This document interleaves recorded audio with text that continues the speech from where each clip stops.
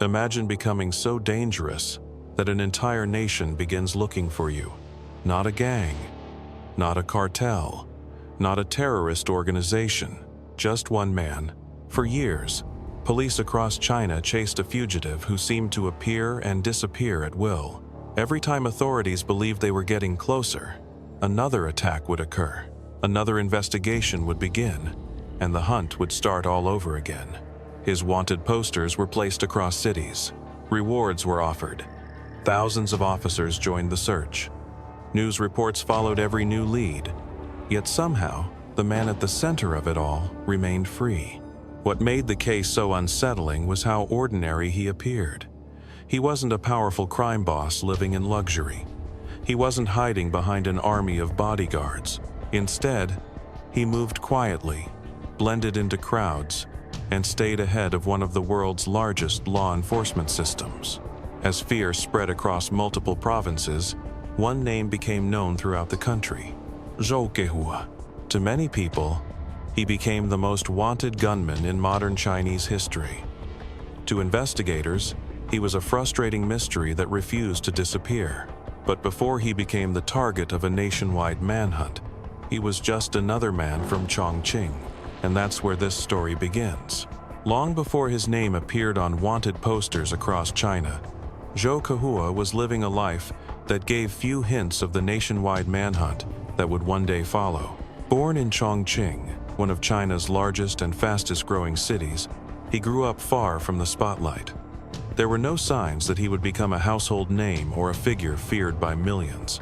To neighbors and acquaintances, he was simply another young man trying to find his place in a rapidly changing country.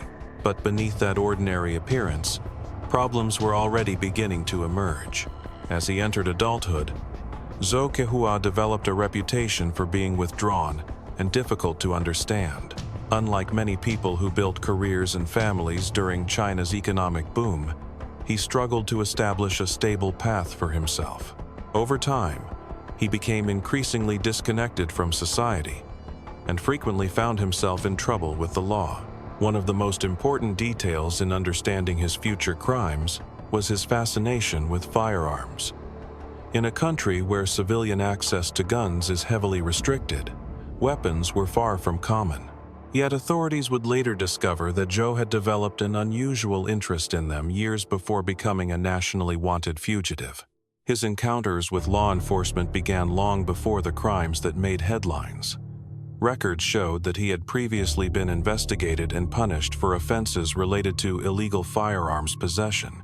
For many offenders, such incidents become turning points that encourage them to change direction. In Zhou's case, however, the opposite seemed to happen. Rather than moving away from criminal behavior, he appeared to become increasingly comfortable operating outside the law. The years that followed were marked by instability.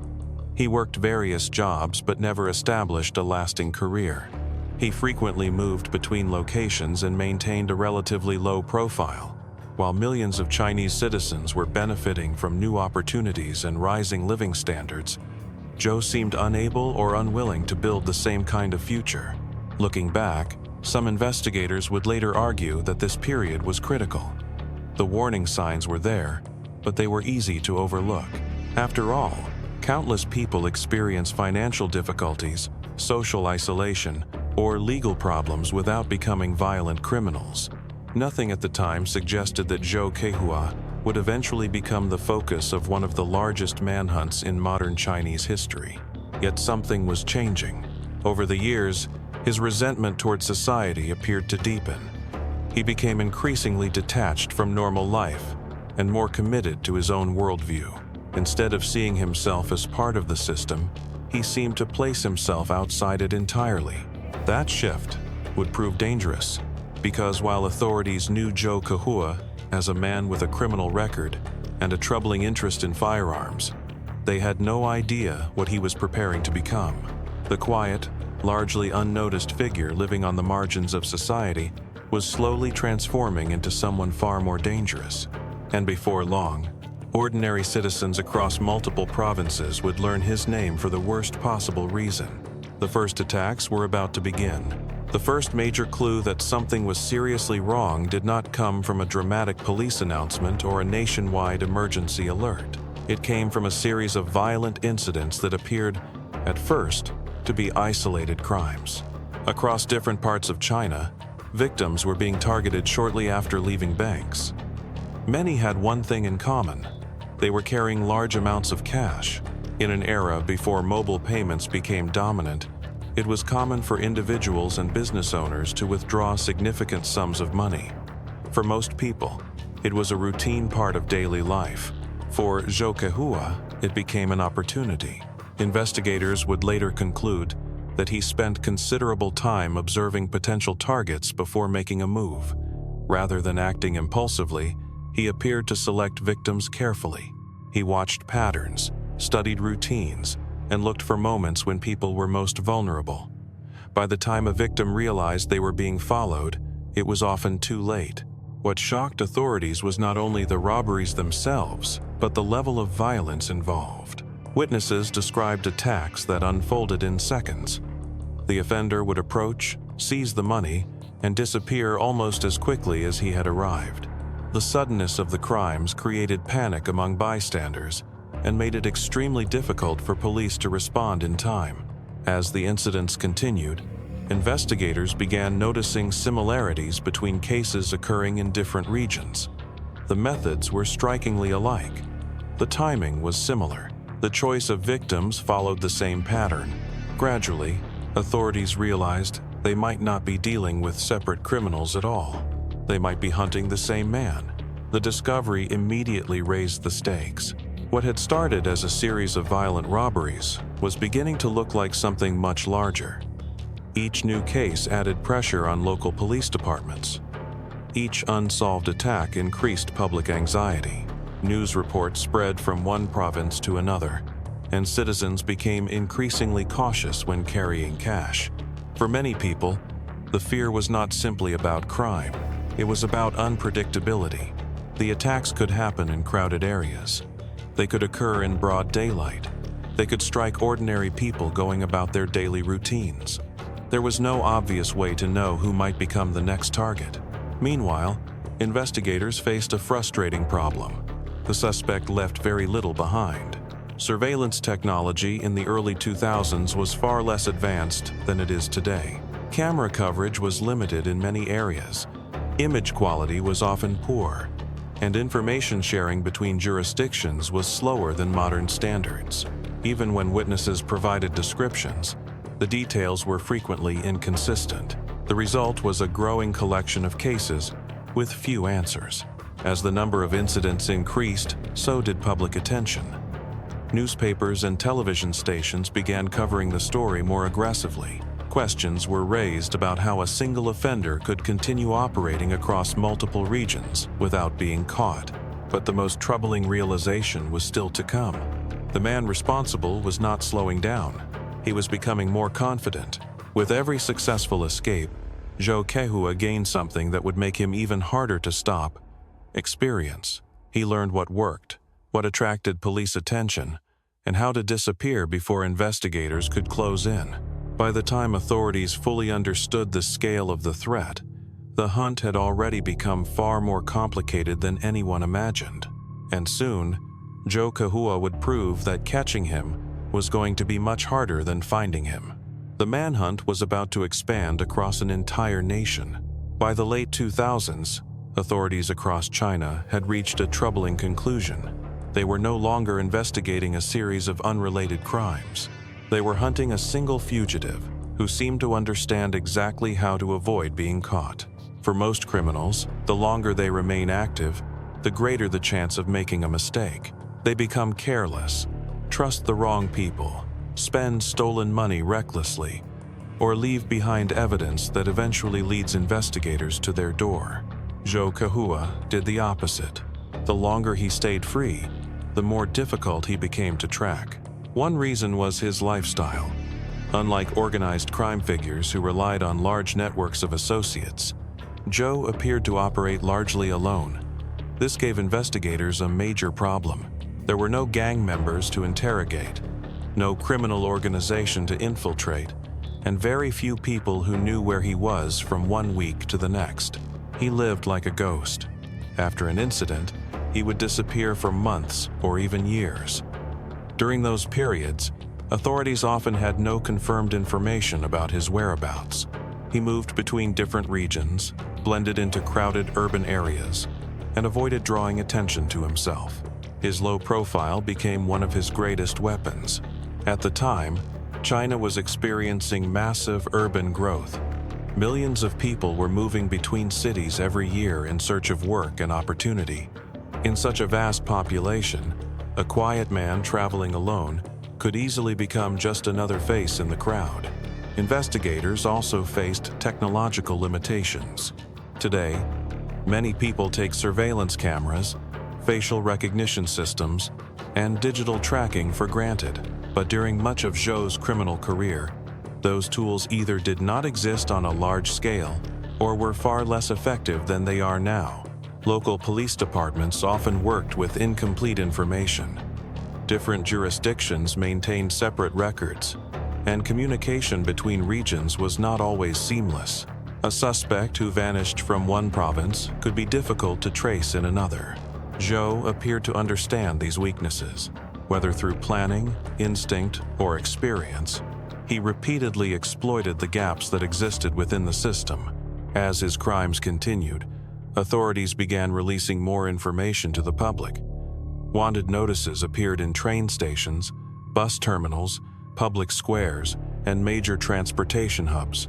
News broadcasts regularly showed his image. Newspapers printed updates on the investigation.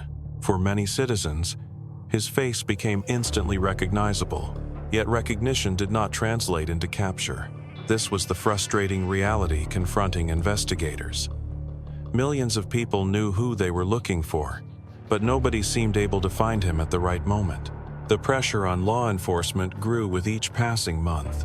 Public criticism increased. Media coverage intensified. Questions emerged about how one man could continue evading capture despite the enormous resources being devoted to the search. At some point, the case stopped being just another criminal investigation. It became a matter of national prestige.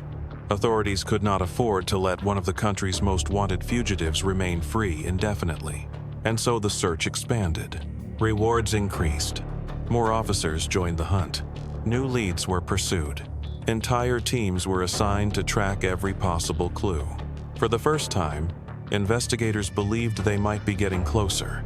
After years of disappearing into the shadows, Zhou Kehua was beginning to leave behind small traces of his movements. Individually, they seemed insignificant. Together, they would trigger one of the largest manhunts modern China had ever seen. By 2011 and 2012, the hunt for Zhou Kehua had grown far beyond a normal criminal investigation. What began as a search for an elusive offender had evolved into one of the most extensive manhunts modern China had ever experienced. Across multiple provinces, law enforcement agencies were under enormous pressure to produce results. Every new development attracted media attention. Every report of a possible sighting generated public discussion, and every day that Zhou remained free raised a troubling question. How was this still happening? Authorities responded by dramatically expanding their efforts. Special investigative teams were formed. Officers reviewed old evidence, re-examined witness statements, and compared information collected from different regions. Cases that had once been handled separately were now being analyzed as part of a much larger picture. For investigators, the goal was no longer simply to solve individual crimes. The goal was to find Zhou Kehua before he could disappear again.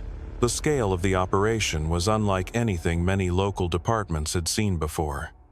Transportation hubs received increased attention. Hotels and temporary residences were checked more frequently. Officers followed up on thousands of tips from ordinary citizens who believed they had spotted the fugitive. Most leads went nowhere. Some reports were based on mistaken identity. Others were fueled by rumors, but authorities could not afford to ignore any possibility. The case had become too important. Meanwhile, public anxiety continued to grow. For many people, the fear came not from knowing where Zhou was. It came from not knowing. He could be in another province. He could be hiding in a nearby city. He could be hundreds of miles away, or much closer than anyone realized. This uncertainty created a sense of tension that spread well beyond the locations directly connected to the investigation. News coverage only intensified that feeling. Television broadcasts discussed the search. Newspapers followed every major development. Online forums became filled with speculation about where Zhou might be hiding and how he had managed to avoid capture for so long. Some people viewed him as an unusually intelligent criminal. Others believed he was simply benefiting from luck and timing. Investigators, however, saw something different.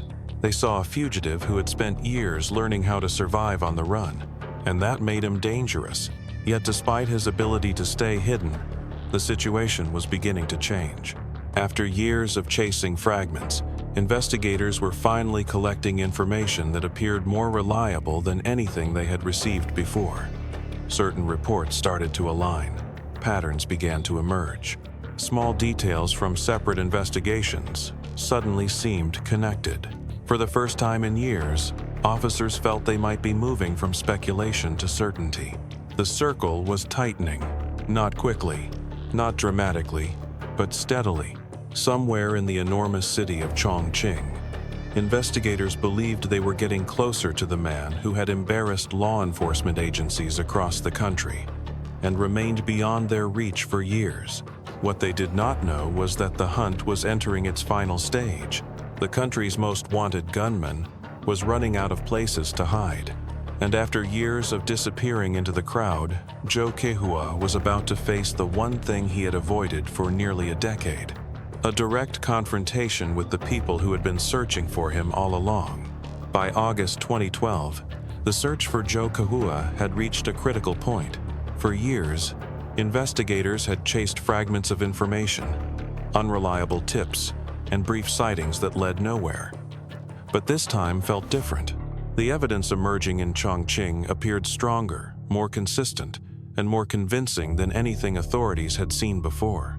After nearly a decade of evading capture, Zhou's luck was beginning to run out. Investigators intensified surveillance efforts and carefully reviewed every new lead.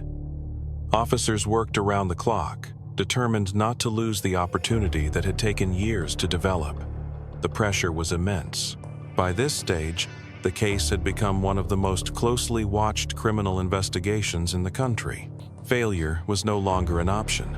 As authorities narrowed their search, they focused on specific areas where Zhou was believed to be operating. Teams were deployed throughout key locations, and officers prepared for the possibility that any encounter could become dangerous. They had good reason to be cautious. Unlike many fugitives, Zhou Kehua was believed to be armed and willing to resist arrest. Investigators knew that if they found him, the situation could escalate within seconds. Then came the breakthrough. On the morning of the 14th of August 2012, law enforcement officers moved to intercept a suspect believed to be Zhou in the Shapingba district of Chongqing. What followed brought one of China's largest manhunts to its dramatic conclusion. Authorities confronted the suspect, and a brief but intense encounter unfolded. When it was over, the fugitive who had remained beyond the reach of police for years was no longer running. Investigators quickly moved to confirm his identity. Fingerprints were examined. Evidence was reviewed. Officials compared the information collected at the scene with years of investigative records. The conclusion was clear. The man was Zhou Kehua. After years of fear, speculation, and nationwide searching, the hunt was finally over. News of the outcome spread rapidly across China. Television stations interrupted programming to report the development. Newspapers published special coverage. Online platforms exploded with reactions from citizens who had followed the case for years. For many people, the announcement brought relief. For law enforcement, it marked the end of one of the most demanding investigations in recent memory. But the conclusion of the manhunt also triggered a larger conversation. How had one individual managed to evade capture for so long? How many opportunities had authorities missed? Could the outcome have been different if modern surveillance technology had existed years earlier? Those questions would continue to be debated long after the case ended. What remained undeniable was the scale of the impact. Zhou Kehua never led a massive criminal empire. He never controlled a cartel. He never commanded an army of followers. Yet through a combination of patience, mobility, and an ability to exploit weaknesses in the system, he forced one of the world's largest law enforcement networks into a years-long pursuit. By the time the search ended in 2012, his name had become permanently linked to one of the most famous manhunts in modern Chinese history. And although the fugitive was gone, the lessons of the case were only beginning to shape the future. The story of Zhou Kehua was over, but its consequences were just beginning. When the manhunt finally ended in August 2012, many people across China felt a sense of relief. For years, Zhou Kehua had been more than just a fugitive. He had become a symbol of uncertainty, a reminder that even one determined individual could challenge a system designed to maintain order across a nation of more than 1.3 billion people. His story exposed weaknesses that authorities could no longer ignore. The investigation highlighted the difficulties of coordinating information across multiple regions, tracking highly mobile suspects, and responding quickly to crimes that crossed provincial boundaries. In the years that followed, China continued expanding surveillance capabilities, improving information sharing, and investing heavily in technologies designed to identify wanted fugitives more efficiently. Whether those changes were influenced directly by the Zhou Kehua case or by broader security concerns, one thing became clear: the era that allowed someone like him to remain hidden for so long was beginning to disappear. Yet what makes this story remarkable is not the size of the crimes, the money involved, or the power of a criminal organization. It's the fact that a single man managed to stay ahead of investigators for years, while becoming one of the most recognizable wanted faces in the country. Few fugitives ever reach that level of notoriety. Even fewer force an entire nation to follow their trail. Today, the name Zhou Kehua remains one of the most infamous in modern Chinese criminal history, not because he built an empire, but because he became the target of one of the largest manhunts the country had ever seen. And perhaps the most fascinating question remains unanswered. If Zhou Kehua were operating in a world filled with AI-powered surveillance, facial recognition systems, and real-time digital tracking, would he have lasted years on the run?